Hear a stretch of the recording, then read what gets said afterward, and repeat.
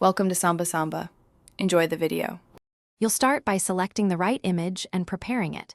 Choose a photo with a clear subject and correct orientation so widgets and clock won't obscure it. Once done, crop to your device's lock screen aspect ratio, 16:9 or the native ratio, because that determines framing. Make sure resolution is high enough to avoid pixelation. Lower quality will look blurry. If you want a subtle effect, slightly darken the image so lock screen text remains readable. Now move to applying it. Open your Photos app or settings and find the option labeled Use as Wallpaper or Set as Lock Screen. That's where the system applies the image. You'll be able to pinch to zoom and drag to fine-tune framing. Do that now so important parts don't sit under the clock. Next, decide on perspective zoom or parallax.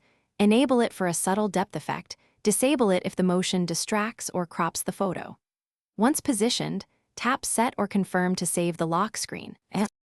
Lock the device and preview the result so you can see how the clock, widgets, and notifications interact with the photo.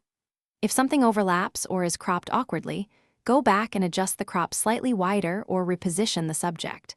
Small shifts fix most framing issues. If the image appears blurry or pixelated, retry with the higher resolution original and consider turning off perspective zoom, which can magnify imperfections. If problems persist, restart the device.